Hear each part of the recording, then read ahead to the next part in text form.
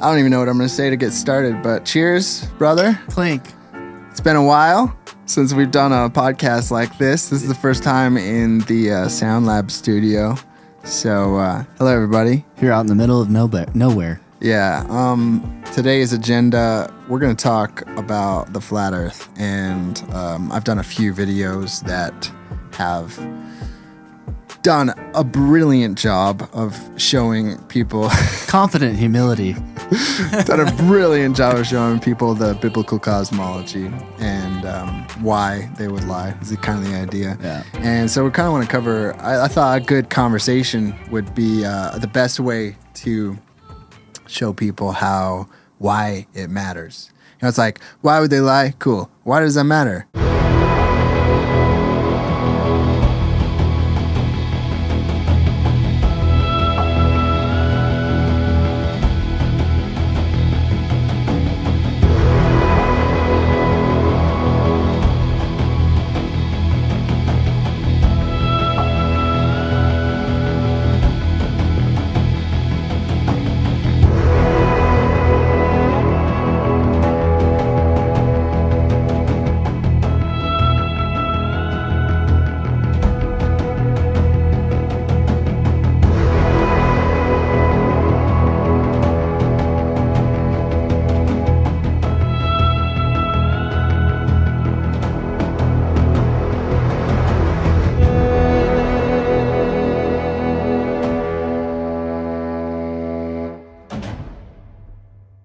So this is Taylor. Hello. Hello.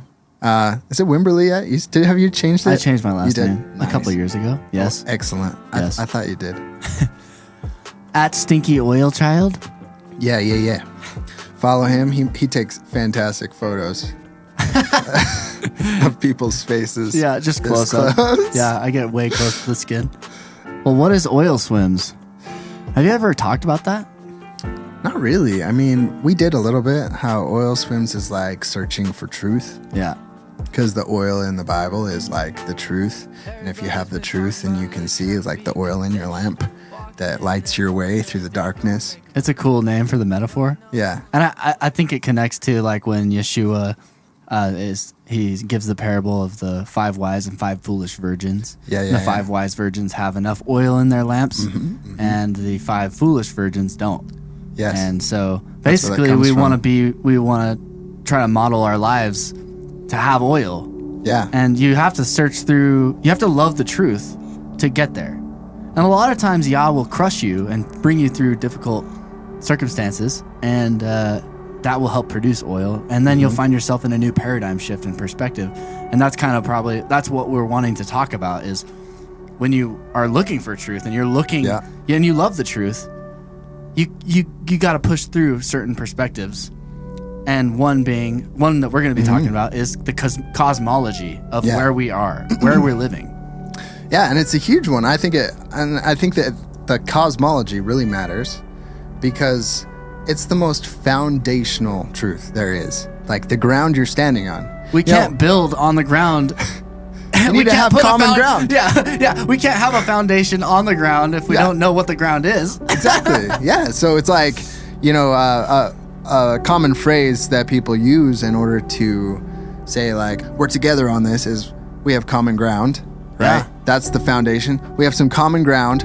Let's go from there, right? And we can have a conversation. However, we don't have common ground in the world today if some people are believing the heliocentric and some are believing the geocentric models. It's like, okay, what do we stand on? If it doesn't matter what shape the earth is to you, like the very shape of the ground that you stand on. Or what the earth is.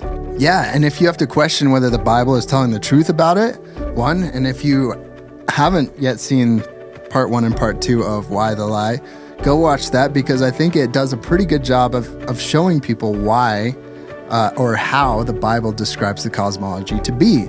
So the question is, do you believe what the Bible says or do you not? And if you have to question what the Bible says based on what scientism is saying about the cosmology, it's a heliocentric theory. It's still theoretical science. So it's worth questioning. And I think the funny thing about it too is like when I tell someone that I don't believe we're a sphere in outer space, they're like, oh, you're an idiot. You know, you're such an idiot. It's like, okay, normally idiocracy is stamped on people who don't think, right? Right. It's like, you're an idiot. You don't think through anything. Mm-hmm. Well, the people who I'm talking about who are calling me an idiot, they're the ones who haven't thought about it. Right. They've just accepted what they've been told about Right, it. They right. saw the globe on their teacher's desk from the time they were It's in like this grade school. ironic projection. Yeah, it's interesting. And it's like, have you actually thought about it? And I'm hoping that we can go through a few things today, like very basic common sense things for people to think through with us, like that aren't complicated. I want to keep it simple because it really is simple. Oh, yeah, extremely. Yeah. And I'm extremely confident. Like, I think that kind of throws people off. I know for a fact we're not a sphere in outer space flying through the universe. Yeah. I know for a fact. And you know for a fact that there is lying going on. Where's my water? Oh, here it is. Agua. Yeah. Yeah. So yeah, and I think the confidence, depending on your tone, can deter people sometimes too. Not yours specifically, but in general, because mine specifically too.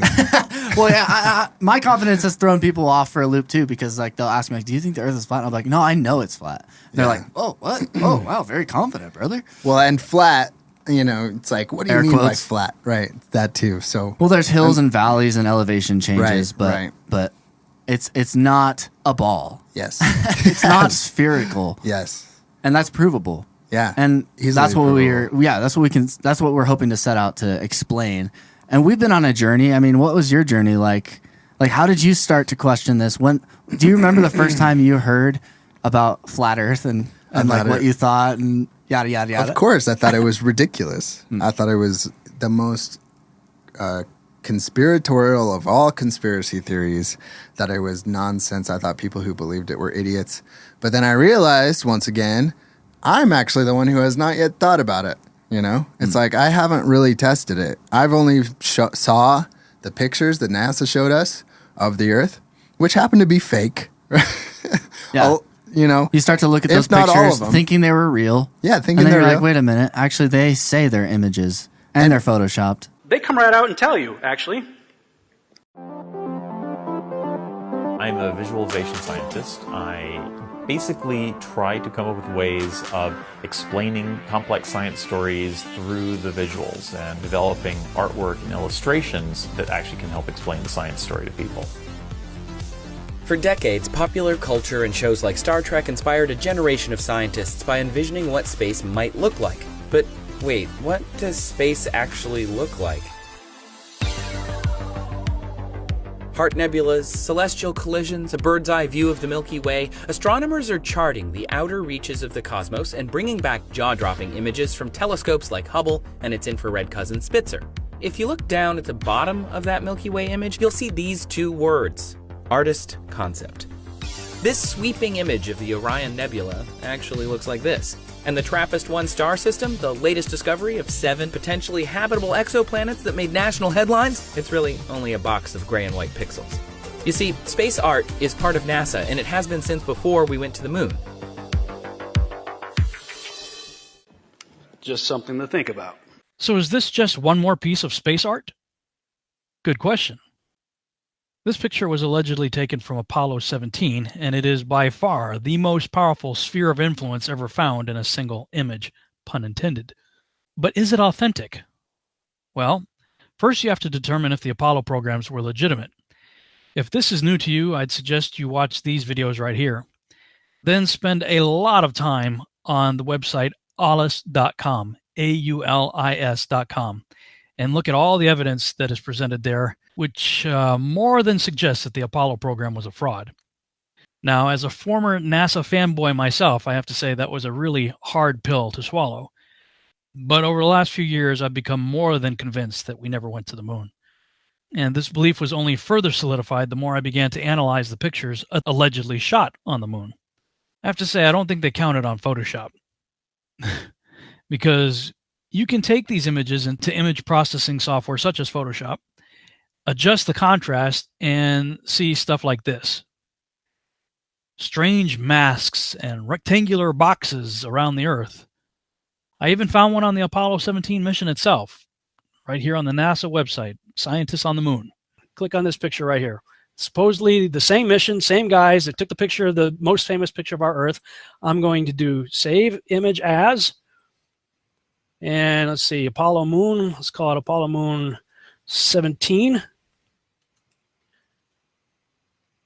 And I'm going to open that in Photoshop. Okay, I'm going to zoom in on the Earth. I'm going to go to Image, Adjust, Levels, and I'm going to bring the levels up. Uh-oh. Why is there a square box around the Earth allegedly taken from the scientists on the moon in Apollo 17? And people wonder why I don't trust NASA. That's why I don't trust NASA. Yeah, and so my journey really started with questioning NASA because it's clear as day that NASA lies about things. And I like using this example, like if I go to the Bahamas, I'm like, hey, I'm telling everyone, I'm going to the Bahamas, I'm going to the beach. And I go to the beach, right? And then I come back and I show people photos of me on the beach, but it's clearly me photoshopped onto the beach. People are going to be like, bro, you didn't go there. Why would you Photoshop? Why would you go through the trouble of photoshopping yourself onto the beach if you were actually there? There's no reason to do that. And so I could say the same to NASA. Why on earth would they release composite photos of the Earth? Composite meaning layered, like layered images of the Earth, like to demonstrate the roundness of the Earth or the circumference of the Earth. Just the fact that there are any fake photos, any fake composite images, you should question everything NASA has released. Just at least question. You didn't go to the beach. Why would you Photoshop yourself on the beach, dude? Yeah. If you're actually there, just take a selfie. Yeah. I'll believe you then. Well, and then they claim that they have taken selfies and that they are taking selfies right now. But then you look deeper into their like quick explanations and there's all sorts of holes in them.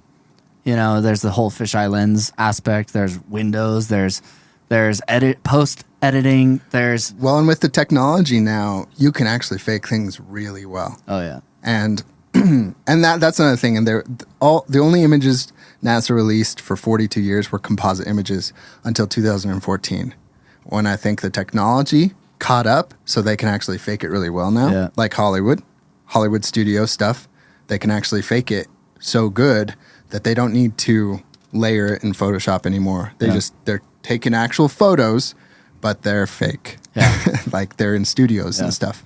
So to bring it back, like you were just looking into the pictures and that was an aspect of your journey into looking into the truth and the reality of where we're at. Yeah, totally. And so that's kind of where my journey started. Well, it actually began in the Bible, you know, my journey.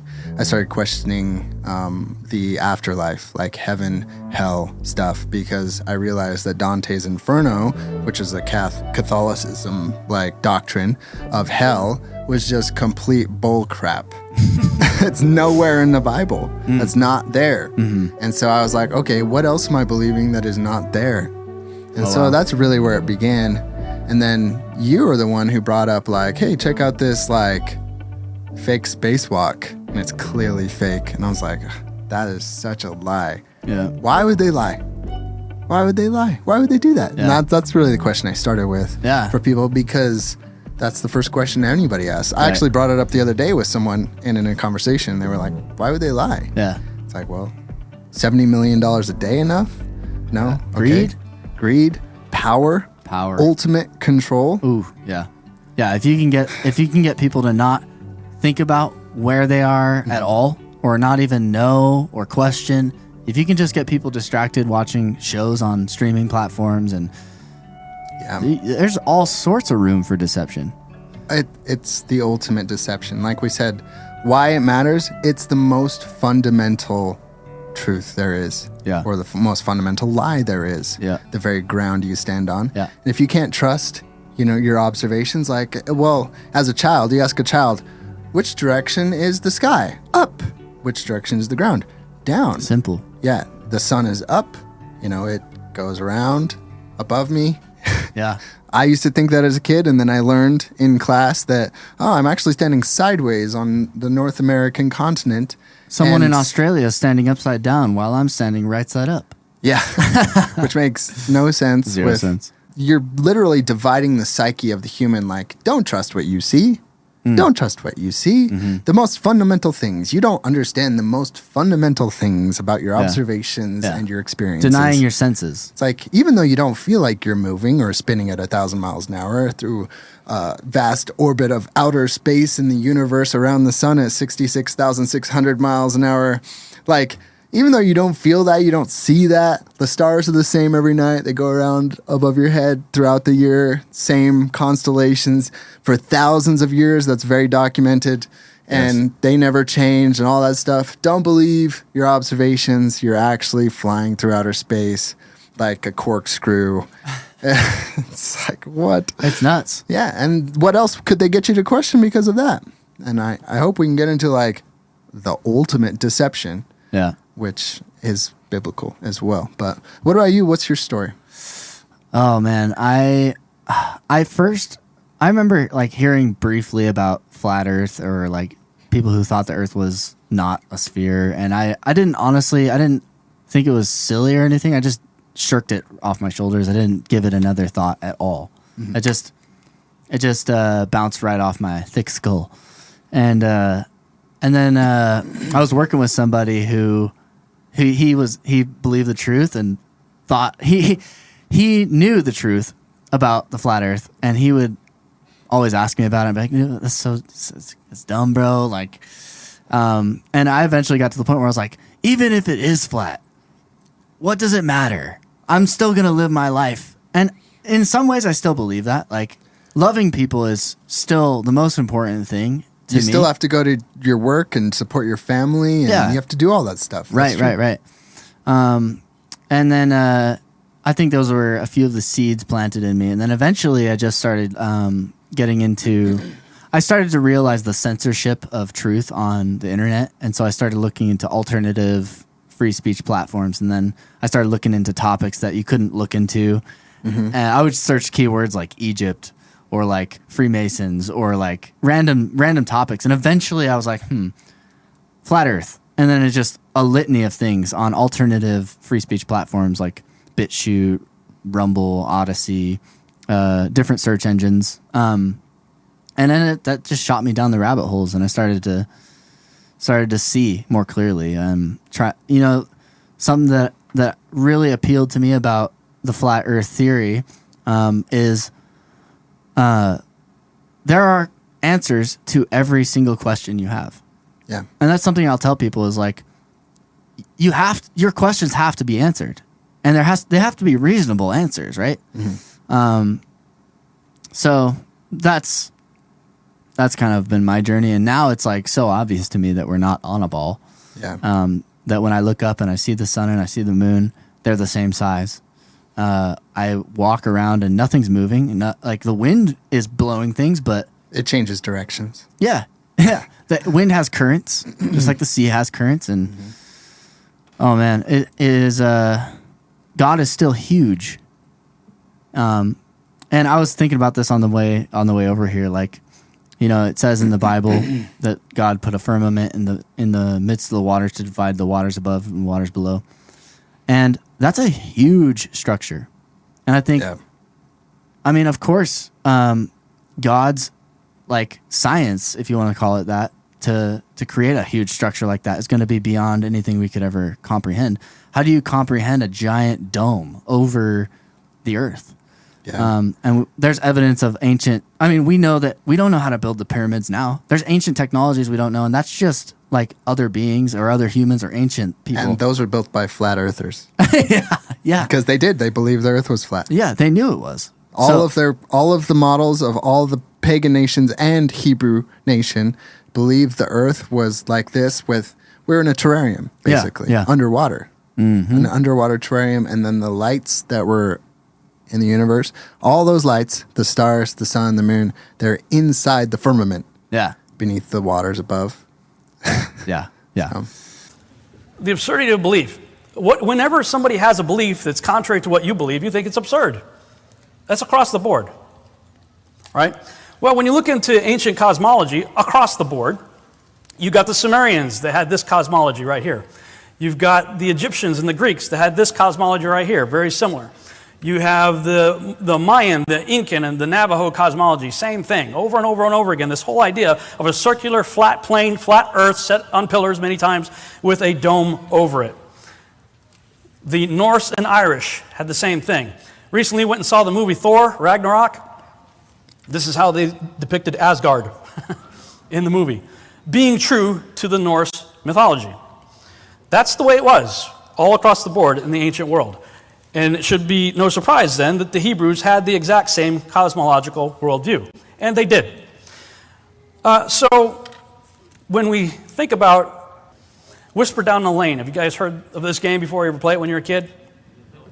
Who is most likely to have the truth, the one closest or the one farthest away from the original source information? Closest, of course. So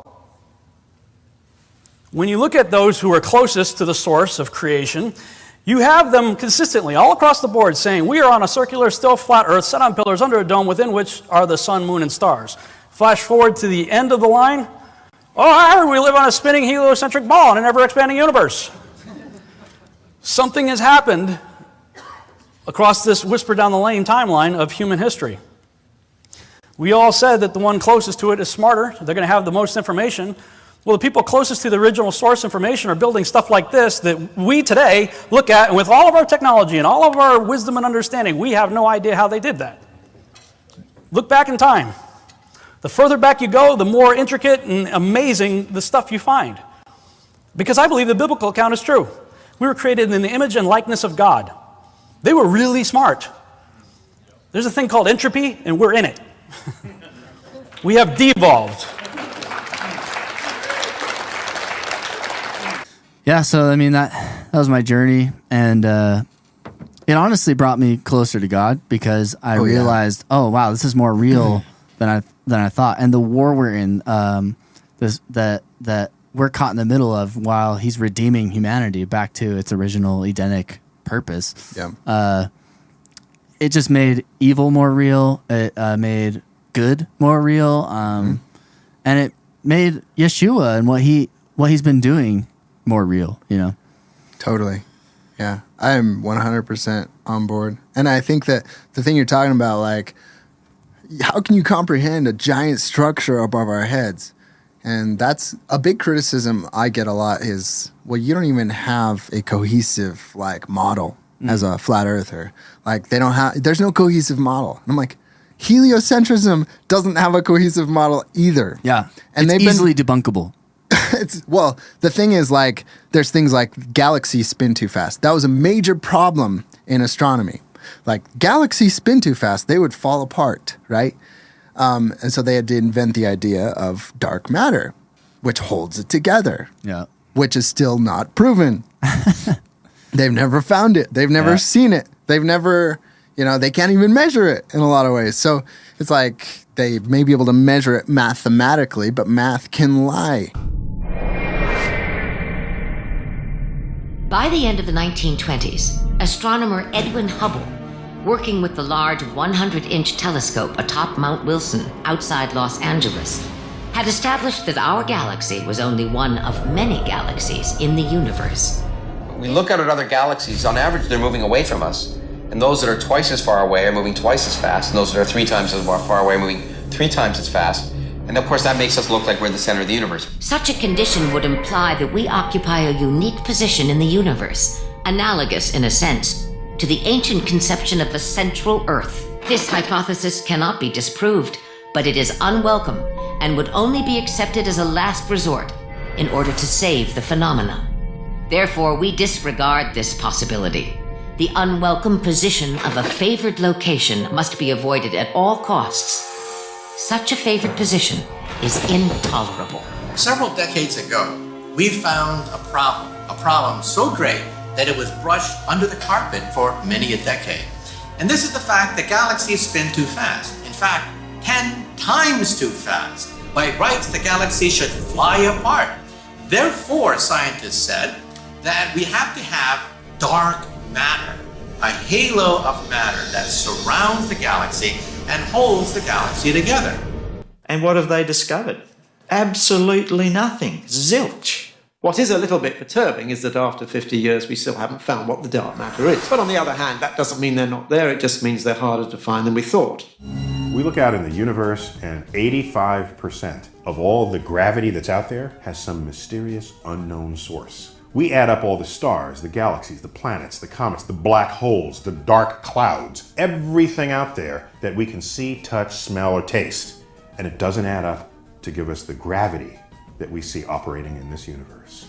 So really, we should be calling it the dark force, because we don't know if it's made of matter. It could be a profound misnomer, sending people off in thought directions that might not really be the right path. So dark matter is just simply what we call this thing about which we know nothing, responsible for 85% of the gravity of the cosmos. It is the longest standing unsolved problem in modern astrophysics. Dark matter, dark energy. Everything we know about the universe, what we're made of, galaxies, stars, planets, that's all right here. So, according to this chart, we are 96% stupid. So the problem with cosmology is that we keep inventing theories, ad hoc theories, to try to explain the data, such as inflation, dark matter, dark energy, and so on, just to keep patching the theory up. There is a crisis in cosmology. Usually in science, if we're off by a factor of 2 or a factor of 10, we call that horrible. We say something's wrong with the theory. We're off by a factor of 10. However, in cosmology, we're off by a factor of 10 to the 120. That is 1 with 120 zeros after it. This is the largest mismatch between theory and experiment in the history of science. So it's been measured that in the southern hemisphere, that like the sun and the moon, they travel faster. They're traveling faster through the sky, which on a flat Earth makes sense, right? Because you have the circle of the Earth, and if the sun and the moon are in the southern hemisphere, further away from the north, they have to travel faster to move around at the same speed so that the days don't extend in length and all that kind of stuff. But how is that explained on a heliocentric model? And then there's observable things like hot spots on the clouds. Like you're on an airplane, you see a hot spot on the clouds where the sun is. If the sun is 93 million miles away, there's not going to be a hot spot on the clouds. The light would cover everything. Everything. Yeah. And then you have the crepuscular rays coming down. I love that word, crepuscular. Crepuscular. Every time I'm driving down the road and I see some crepuscular rays, I always point them out. Check out those crepuscular rays. It actually happened the other day. It's been storming a lot. Weird storms in Utah because of cloud seeding and stuff. Yeah. But I looked up. I was with my friend. I looked up. I was like, look at that. The sun is right there, dude. Yeah. You can see the crepuscular rays going to their source. Yeah. And there's a hot spot. Or coming from their source, whatever you want to say. Coming from their source. Yeah, you can follow them up to where the sun is. Like they're coming down at an angle. Yeah. It's a triangle, bruh. Yeah. Yeah. And it's like you can totally just observe that and you can see like, oh, that doesn't make sense if it's 93 million miles away. Yeah. That makes no sense. But it does make sense if it's local. Yeah. And then you get the Carl Sagan who are like, this is how we knew the Earth was a sphere because of the obelisks. That doesn't make sense if, the only way the shadows would be different is if they're tilted like this. At Syene, and a very substantial shadow at Alexandria. The only answer was that the surface of the Earth is curved. Not only that, but the greater the curvature, the bigger the difference in the lengths of the shadows. The sun is so far away that its rays are parallel when they reach the Earth. No, dude, it works on with a local sun. The sun just is farther away, so the obelisk that's it's hard to show on this camera. Well, you be the sun. So I'll be the sun right here. Look, the light's gonna hit. Put it over this one. Okay, light's right here. No shadow on this obelisk. It's going straight down onto this obelisk. But this one's gonna have a shadow like that. Yeah. It's so simple, dude. But yeah, it's crazy. But the reason why it matters, again, is like if you go back to the 1500s. The New World Order created like the Copernican revolution. And then you get you get like Martin Luther and John Calvin who are fighting against the heliocentric ideas. Yeah. Which is really and worship. Catholicism. Yeah, and Catholicism, worship of heliocentrism. Yeah. And they're saying things like the Bible clearly says that, when Joshua bid the sun to stay still, he bid the sun to stay still in the sky. And that's not possible on a heliocentric model. You'd have to stop the rotation of the Earth at 1,000 miles an hour around, and then the orbit of 66,600 miles an hour on the sun. And then how fast is the sun traveling through the galaxy at like ridiculous speeds as well? Ridiculous. It's not possible. Like, if you believe the Bible is true, it's your source. It's your source for truth. Yes. Is exactly. Is it your source for truth, or do you have faith in science and Copernicus? Right. That's or really NASA. the question. People. Yeah. So why it matters, it literally diverts your faith into some other being other than Yahweh. Yeah. It literally does that. Mm-hmm. The most fundamental thing in the Bible, too, is the creation. It's the most fundamental truth in the Bible. And that's why throughout the Old Testament and even in the New Testament, you get Yahweh saying, I am the Lord I'm Yahweh who created the sun and put the sun in its circuit in the sky. I'm the one who stretched out the firmament and put all the beings Is that Job? in the tent of the creation. I'm the one who did this. I'm the one. He always points to creation and then he says, obey me, listen to my voice. Right, because I did those things. I did those fundamental things that you see and observe every day. Right. No one else did that except me. Right. So, which to a skeptic that, could sound like, oh, this controlling God is like saying like, because I did this, like follow me, yada, yada, yada.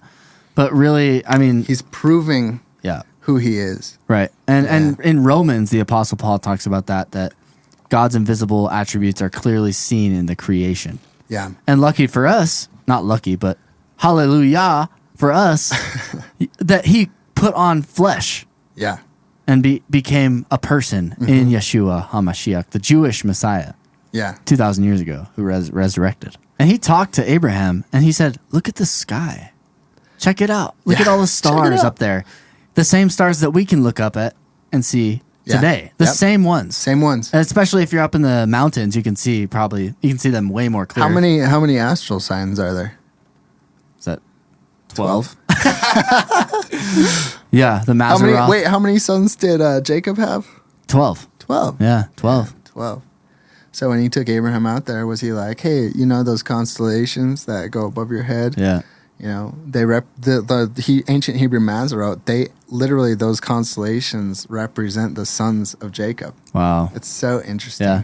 So he's like, you see those stars up there that never change because I never changed? Yeah. This is the order. The ones who wander, those are the wandering stars who have transgressed the commandment, right? And that's why they're equated with the fallen angels and stuff, because they've fallen out of order. Yeah. The rest of the sky does not fall out of order. Wow. It's not this chaos up there. It's order. The Jesuit doctrines that were created in the 1500s, they want you to believe it's chaos. It's a vacuum of space.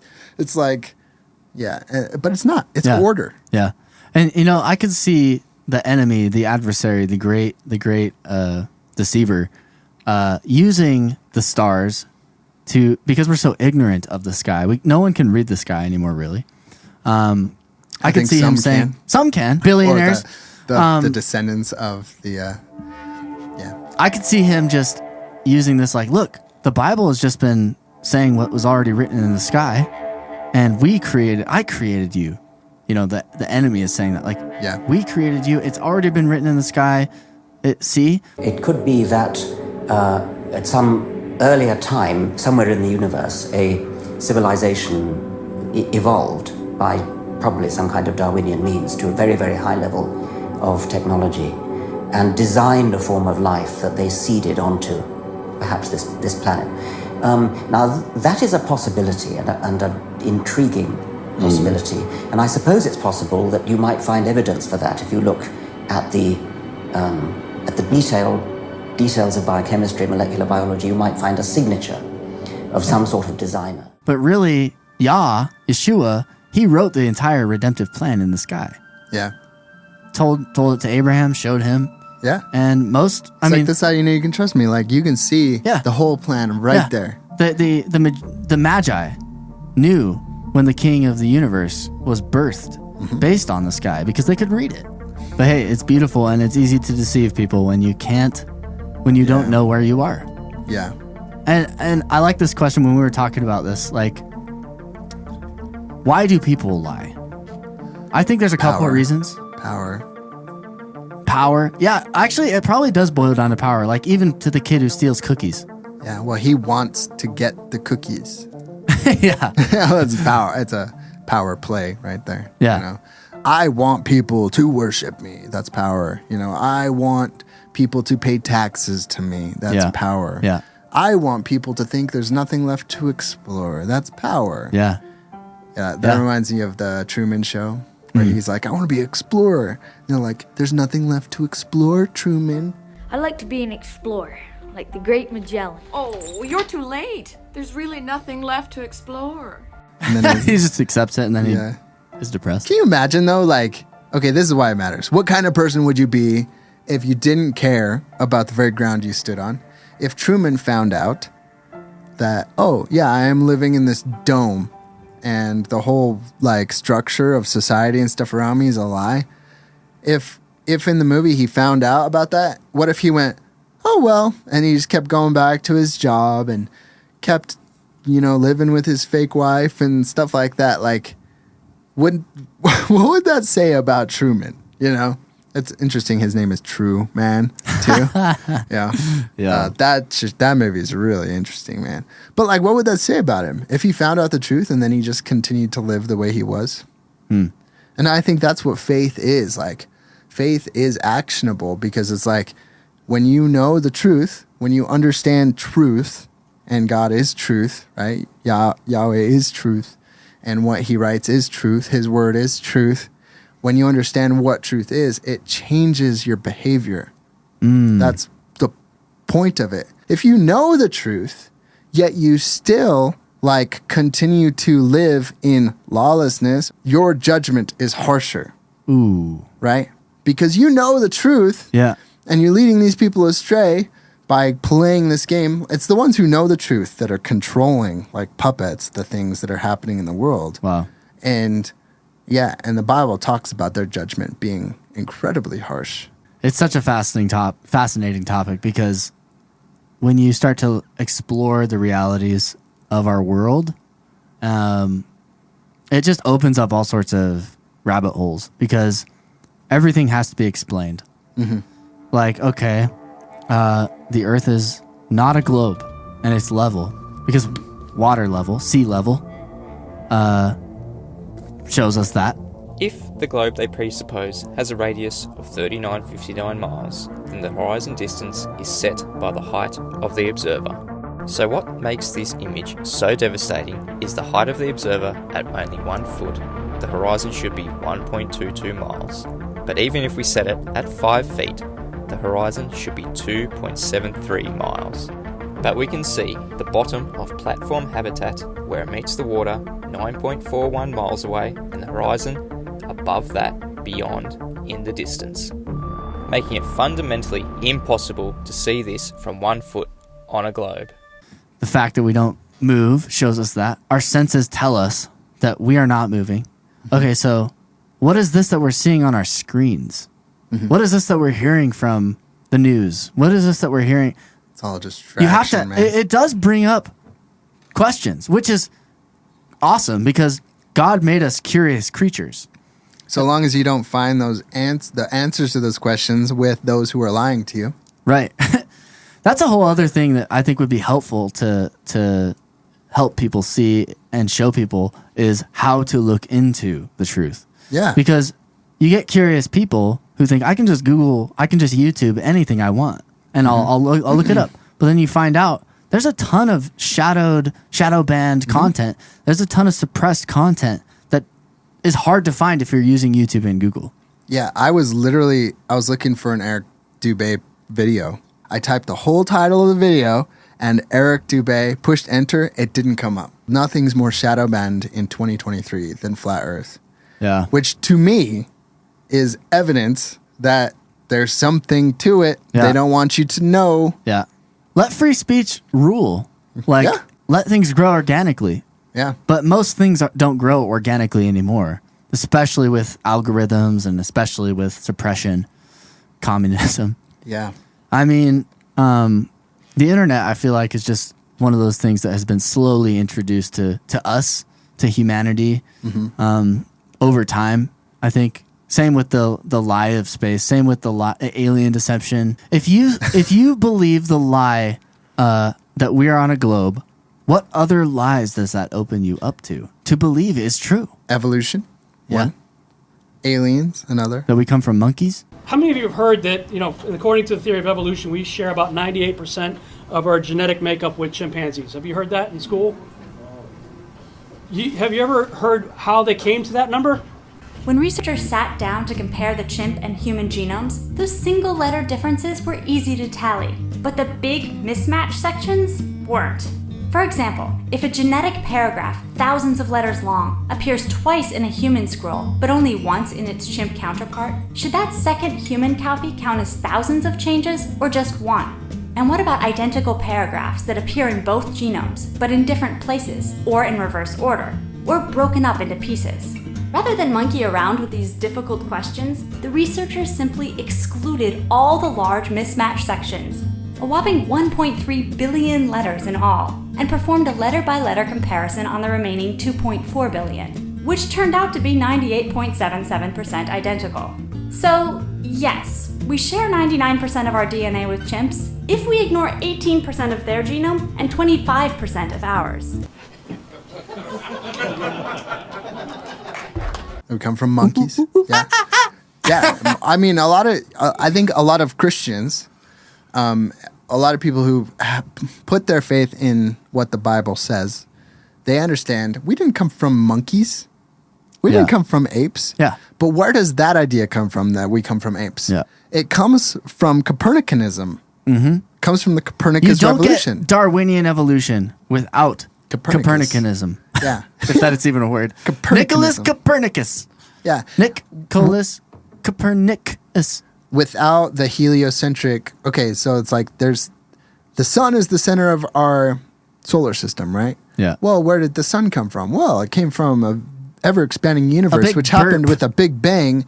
So the progression started at 13.8 billion years ago with a big bang. The universe is expanding, and then life seeded on the planet Earth, and da-da-da-da-da-da. Life seeded. And that's why there's other life possible in the universe, because the universe is so big that there's all these other planets out there that have the capability of seeding life just like Earth. The Bible clearly says that everything that is, the heavens and the earth was created by Yahweh, and that there are angels, there are divine beings up there, and there are also divine beings down here who have fallen or who have seeded themselves in offspring down here, and who are locked up in Tartarus beneath our feet and things like that. There's a lot going on in the Bible, which clearly explains some of the phenomenons that we're seeing. Other phenomenons we're seeing on screens are just complete lies. Yeah.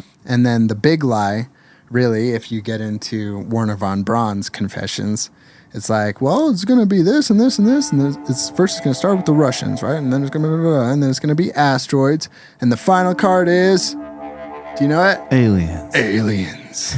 Good morning. My name is Carol Rosin. In 1974, I was introduced to the late Dr. Werner Von Braun, in the U.S., the father of rocketry. In my first meeting with him, during that first 3.5 hours, he said to me, Carol, you will stop the weaponization of space.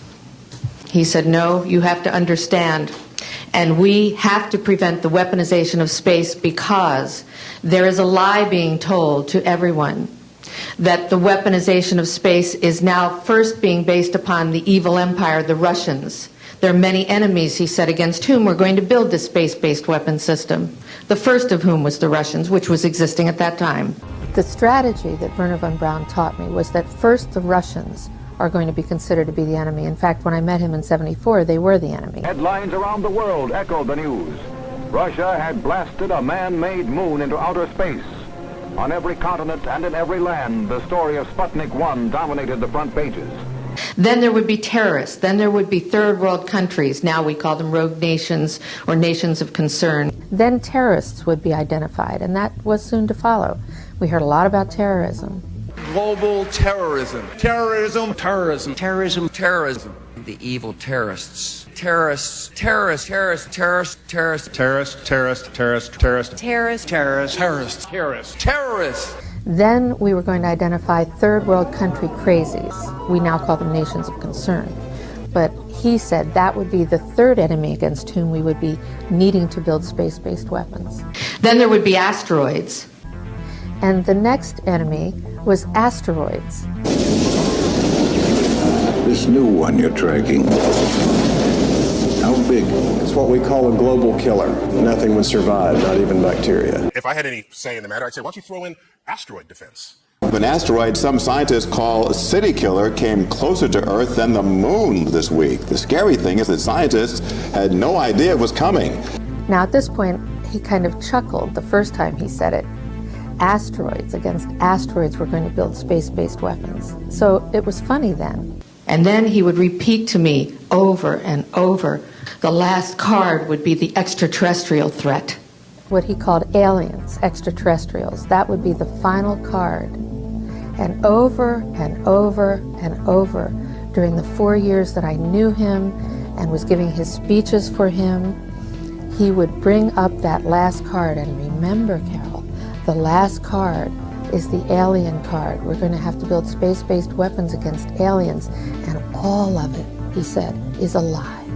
The way he said it to me, there was no doubt in my mind that he knew something that he was too afraid to talk about. In other words, we have to have some reason to spend these trillions, to waste these dollars on a space-based weapon system, and they're all lies. Werner Von Braun, who was the head of the Apollo space program in the NASA Apollo space programs, he was confessing to his understudy, the final card is aliens. That's the final card. So if you see aliens coming up when we have mountains in Utah, we see aliens fly over our mountains. Yeah. You know, just know it's a hoax. Big hoax. And people are going to be easily drawn to the idea that these aliens created us, which isn't that far off from the truth in a way, because it says in the beginning, Elohim created the heavens and the earth, and it says, let us make man in our image. It's like a half-truth in a way. Right. And that's what the enemy does, is he, to deceive, he gives you like 95% truth and 5% lies. So you're like, oh my gosh, there's so much good here. And then all of a sudden you're like, it's like two parallel lines, and one's like just a 0.001. But it leads you on a different path. And then hundreds years from now, you're completely gone. Yep. But where it started was really close to the other line. That's a perfect example. I mean, you can go all the way, these lineages, the satanic bloodline goes all the way back to Babylon. Wow. And so in Babylon, what were they doing? The Tower of Babel, they wanted to create a Shem for themselves. A name. Well, Shem was the son of Noah after the flood, right? Shem was the set-apart lineage that was preserved by Yahweh himself through the flood, Shem. And then there was Ham, who was cursed, who bore Canaan and stuff like that. And through that lineage came Babel and Nimrod and the Tower of Babel, where they wanted to create a Shem for themselves, a lineage, a set-apart lineage of their own. Wow. Apart from Shem, apart from the real one, there's a counterfeit. There's always a counterfeit. Yeah. And to this day, those lineages, like our presidencies, who are all related, going back to the British royal bloodline and stuff like that, who were also the bloodline of those who were in Egypt and Babylon, going back to forever. It's the same people running the show. Right. It's trippy, man. There's so much. And honestly, like, for me, if someone... You have to have discernment with who you're talking to if you're going to bring up the topic of level flat Earth. It's important to build relationships built on love. And We love because Yeshua first loved us, and he gave his life for us. It's incredibly important to be patient with people. It's not something easy to question. Yeah. It's really difficult to question the very ground you stand on. It's like, okay, well, if I don't understand the ground I stand on, what else don't I understand? Do I even want to go down that road? It's a little scary. It's scary. Yeah.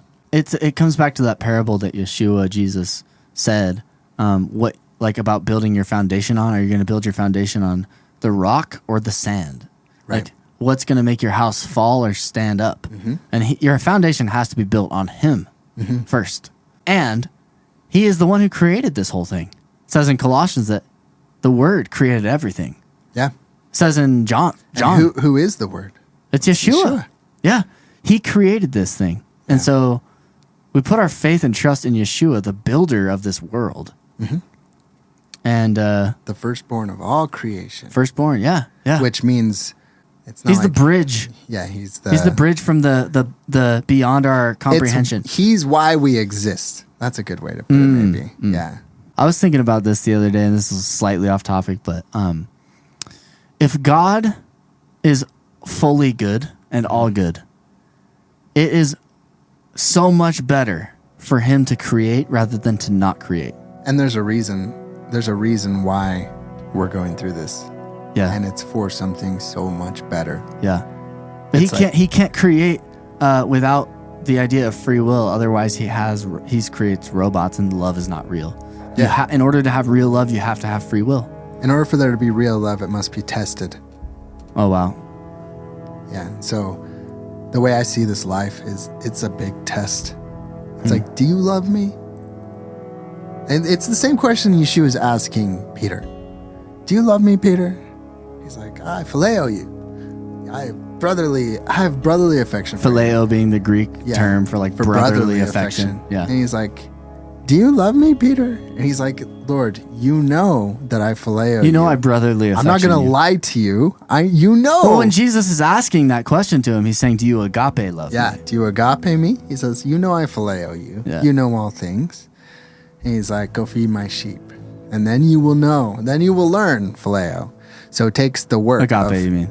Yeah, you will know agape if you feed the sheep. It takes the work in order to understand love. If you want to know agape, if you want to experience agape, you're going to have to go through something. Wow. Yeah. That's why we're here. And those who seek him will find him. Yeah. Not those who accept what they're told. Right. You have to love the truth and search it out yourself. Yeah. And I think this is a big issue. Sorry, I don't want to cut you off, but I think this is a big issue in the truth community. So the conspiracists like often refer to themselves as the truth community. And I think that the truth community understands truth about lies. They understand we're being lied to because da-da-da-da-da-da-da. That's a lie. That's a lie. That's a lie. They're pointing out all the lies. Pointing out all the lies, but they don't understand what is true. You know, it's one thing to understand you're being lied to, but it's another thing to understand the truth. It's like being married to a partner who is unfaithful to you, and you're like, this is not a proper relationship. This is not a proper relationship. However, until you're married, until you're in a proper relationship, do you understand what a proper relationship is? Until you experience it, you don't know what it is. I honestly think that's a big agenda of the global elite class, which I don't like calling them elite. I like referring to them as those who will burn up in the lake of fire. But I don't know. I'm just kidding. But kind of kidding. No. They're the people who commit atrocities to children are going to burn in the fire. Oh, yes, definitely. And I think a big agenda of them is to keep you focused on lies. Yeah. Whether you know they're lies or not, it doesn't matter. If you know it's a lie, fine, whatever. I just want to keep you distracted from the truth. Yeah. It's one thing to see the lie and to say, they're lying. Yeah. And it's another thing to see the lie and say, they're lying, and then to turn to the truth. Yeah. We're called to have a relationship with truth. Yeah. Who is the way, the truth, and the life? Yeshua. There you go. Yeah. And the whole idea of repent and believe the gospel. Repent, the word teshuvah in the Hebrew, means to turn. And so you have to turn from the lies, and you have to turn to the person of Yeshua. Yes. And a lot of people keep focusing on the lies. Yeah. And that's a major issue. Yeah. Yeah. So turning to Yeshua, it makes you look inward and say, what have I believed and what have I done to that is in accordance with lies? I need to look at what's in accordance with truth and start to align myself with that. Yeah. And once you start doing that, there's so much joy and freedom, and sometimes and a lot of times complications, because it means that it goes against what people are told. Yeah.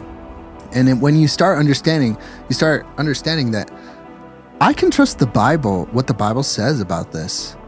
I can trust that we're actually on a plane, like a flat plane, if you want to call it that, like quote unquote. Yeah.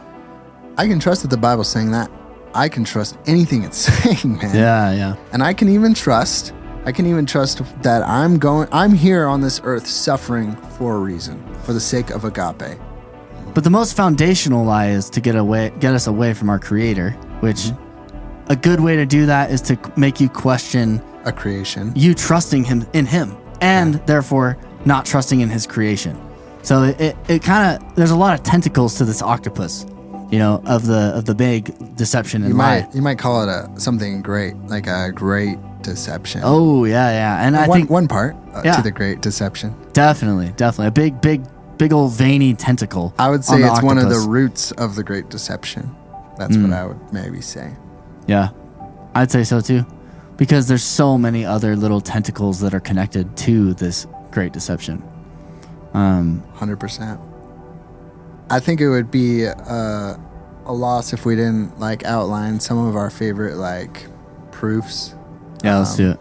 I really only spent 10 minutes writing this note. So I'm going to miss a lot, but I think these are some of my favorite ones for the common human, for the common person, that you can easily test yourself. Really, the goal here is just for the common person, to get you started, because the fake photographs, for instance, that's a big one. If you actually went to the beach, why did you Photoshop yourself on the beach? So NASA seems to be lying about being up there. They're not on the beach. They're not in outer space. Right. So why aren't they in outer space? Could it be because there's a firmament in the way? Yeah, the Bible says? Yeah, right. They can't get there. They can't penetrate through the firmament. Exactly. They didn't. Oh, you can look at the moon landing. That's easily. I think it's only 50% of the population believes we actually went to the moon. The greatest accomplishment of mankind. That's huge. So if you can start questioning NASA, that's a good place to start. That's kind of where I started. The moon is a cold light. It's not It's not reflecting sunlight. You can test the warmth. You can measure the ground temperature of the ground in the moonlight versus the ground in the shadows of the moonlight. The shadows are 12 degrees warmer. Sheesh. Up to 12 degrees warmer. Yeah. Which is interesting. A huge common sense proof to me is, like we mentioned earlier, water always seeks its level. Mm-hmm. It's called sea level.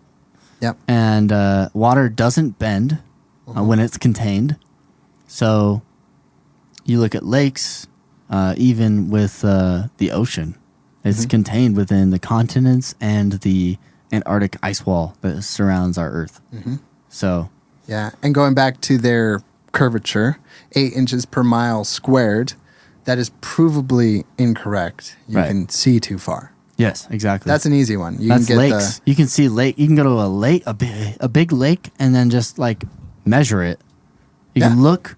You can get a laser. You can get binoculars. You can set up anything a foot above the water, and if you have a zoom in camera, and you can prove it. Mm-hmm. You can see too far. You can see things that should be hidden behind curvature. If you actually research refraction actually works the opposite way.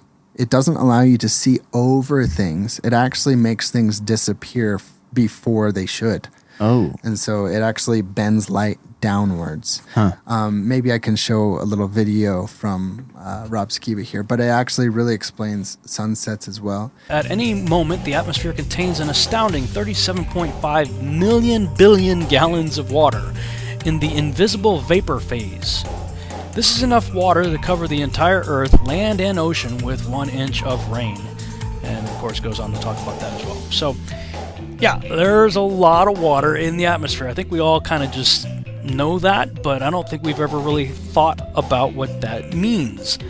And so I'm thinking, if the atmosphere, especially over water, is made up of zillions and zillions of tiny convex drops of water, then collectively perhaps they all combine to make one big convex lens, in which case it would act like a magnifying glass. Okay, so with that in mind, let's look up some websites dealing with the refraction of light. And here's your typical graphic showing how light rays entering some sort of medium, like in this case water, refraction causes the light to bend downward. Now we've all seen pictures of, a pencil or something in a glass of water, and how not only does refraction bend the image downward, it also magnifies it. I'm going to say that again. Water causes refraction, bending the image downward, and magnifies it. So this is important now. So now back to another clip from that previous video.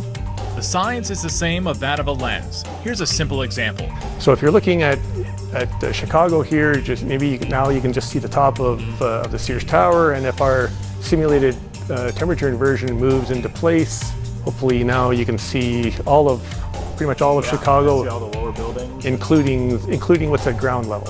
So the atmosphere really is acting like a lens. Yes.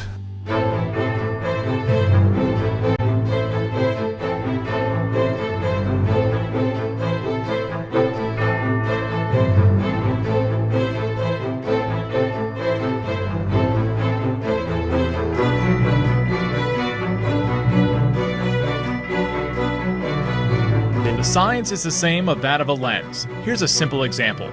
The atmosphere really is acting like a lens. Yes.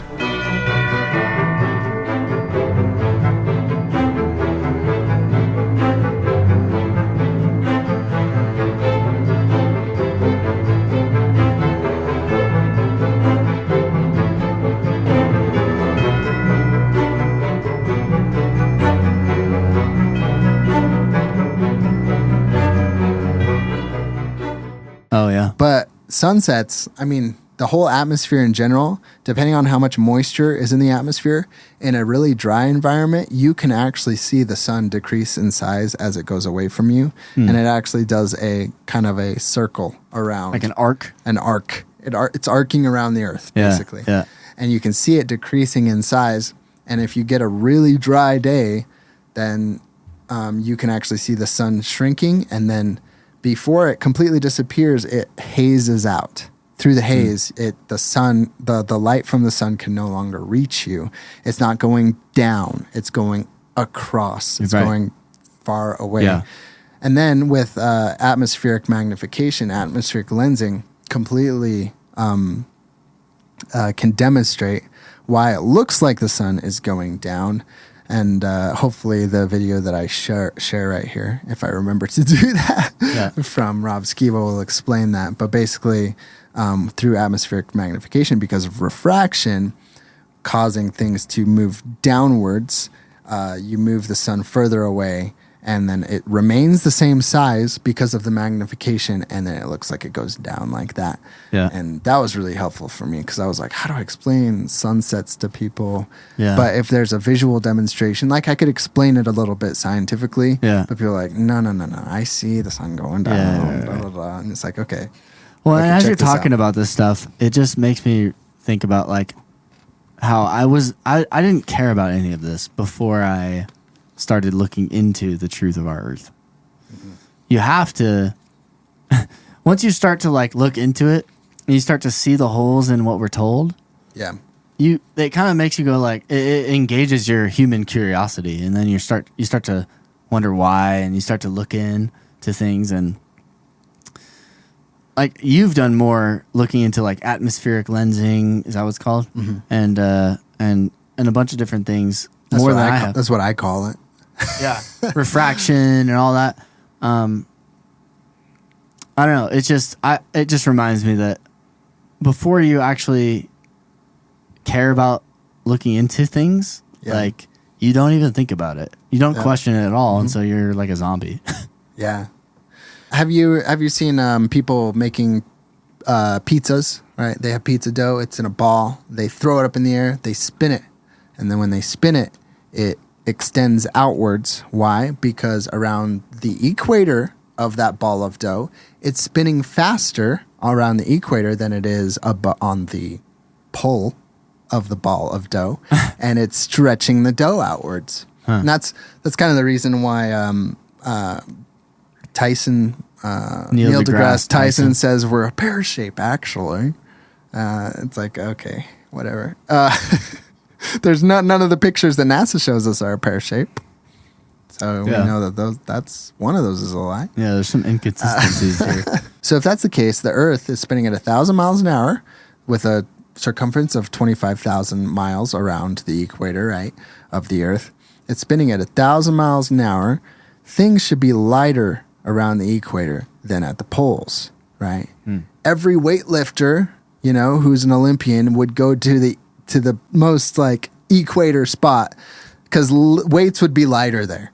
Weights would be lighter. They would be able to set world records there. Do they do that? No, because it's not measurable. But if the Earth was spinning at 1,000 miles an hour, it would completely be measurable. Yeah. And then you have like the astronauts. You can see like they're wearing harnesses. They're in studios. They're holding things that aren't there, which means they're using green screens and objects and visual things to lie about all this stuff. And then you see the bubbles in space. You're like, are there bubbles in outer space? Like the bubbles, they're all going the same direction. It's not like this random like, oh, they're chipping off paint and it's going. Right. It's there. The bubbles are going like bubbles doing water, right? They're floating up. And then you see that, they actually have a full model International Space Station in a swimming pool. Are they actually filming all the International Space Station stuff in a swimming pool? Yes. Because there are no bubbles in space. Airplanes. This is one I like. I'm going to read it. A pilot traveling at 500 miles per hour in an airplane over a globe Earth of 25,000 miles in circumference. If a plane is flying at 500 miles an hour, it would have to be descending over half a mile per minute in order to remain at constant altitude. Sheesh. Otherwise, in 1 hour's time, the plane would be over 30 miles higher in altitude than desired. Are planes always tilting downwards to account for the circumference of the Earth? No, they're not. They're traveling across airplanes. Yeah, why is it called an airplane? Plane.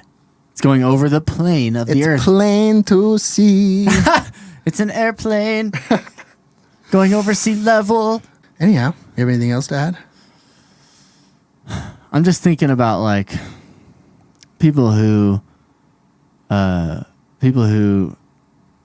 don't think about this at all, and then you're introduced to it, and your first attitude is balking. Yeah, you mock because like there's something different for everybody. Like I was just barely up north in northern Utah in Bear Lake, and I found a little globe. And I looked on the bottom of it, and if you don't know this, like on the bottom of every globe, it says not for educational purposes, not for educational purposes, only for decoration. Mm-hmm. And I found it. I was like, oh, that's interesting. And one of my friends I was with was like, well, that's actually making me really think. Huh. and he was just kind of like thrown off that that was on the bottom of the globe. It's like random things like that, different things pique people's interest and may cause us to question. For me, it was a lot simpler than for someone else who's more scientifically minded. I just saw, they're lying, so what else are they lying about? And then I started looking into like words, and the thing I always go back to is sea level, and that water never bends, and that we can see too far. People will send me like quote unquote debunking videos of the Earth not being flat. Like, okay, you just sent me a video that quote unquote debunks the flat Earth, but that video didn't disprove that I can see too far, that I can see beyond supposed curvature. So that in of itself debunks anything, in my opinion. Captain Cook tried to circumnavigate Antarctica, and he was an expert navigator. Like the New Zealand map, they still use it to this day because it's so accurate. He tried to circumnavigate Antarctica, and he clocked over 60,000 miles. Shoot. Yeah, that's way over double the size of the whole circumference of the Earth. Yeah. Around Antarctica. And if you understand, Antarctica circles the known Earth that we, according to what we theorize, that Antarctica circles the Earth. He tried to circumnavigate it, and he went over 60,000 miles, like 65,000 miles. Yeah. Which is crazy. If he's trying to navigate around 11,000 miles, or whatever Antarctica is, I think it's around 11,000. On the globe. He's 50,000 miles off. No way, He's just dude. circling around over and over again, huh?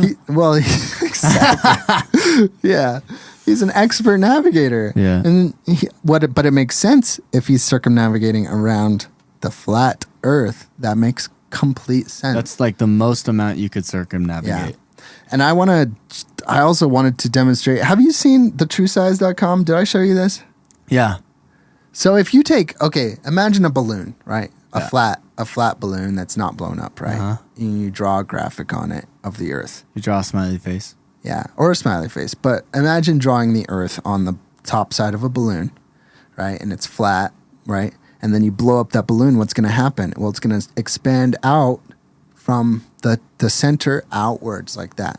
So if you go to thetruesize.com, the true size of Greenland, right? So you have Greenland, and it looks like twice the size of the United States. Yeah. I grab Greenland, and I see the true size of it compared to the United States.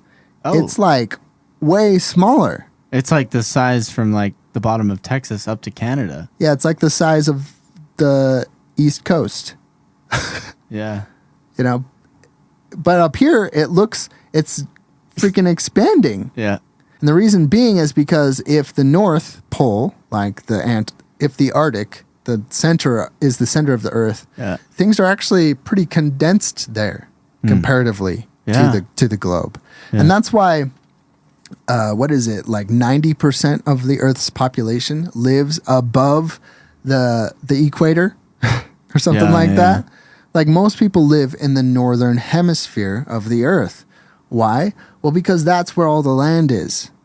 It's pretty condensed closer to the center of the flat Earth. Yeah. And when you try to blow it up like a balloon and to make it into a sphere, it blows it up, obviously, like this. It's so crazy, man. It's just, when I first found this, I was like, what in the world? Look how small Greenland actually is. Yeah, Greenland's actually way small. Yeah, so things like that, those are just little things that help me as well to see like, oh, wow, like that doesn't make much sense. Why would they have to lie that much? Right. To make it make sense on a globe Earth. Right. Man. But anyhow, I hope we adequately explained why it matters. You know, one, deception is huge. Like aliens come down, most people are going to believe it. And beings might be coming down, but they're not coming from an exterior source. They're not coming from space. Yeah, they're gonna fake some stuff, and it's not gonna be aliens from another planet. And the aliens, if you end up worshiping them and taking the mark and all that kind of stuff, there's nothing new under the sun. There's nothing new. Yeah. Anyhow, I hope we adequately explained why it matters. If you have not seen Why Would They Lie, I would suggest go watching that, and hopefully we'll have more conversations like this in the future because I really enjoy this style. Yeah, we can focus more on like specific aspects of the lie. Yeah, and maybe we'll like Zoom meet more often and stuff like that. And maybe I'll meet with some other people as well. Yeah, screw me. Yeah, screw you. All right, if you watched through this whole thing, thanks for watching. You're a You're a famous explorer yourself. And, you have Thanks for embarking on the waters of truth with us. Embarking on this oil swim. Oh, yeah. Yeah, there you go. And we'll see you next time. Bye-bye. See ya.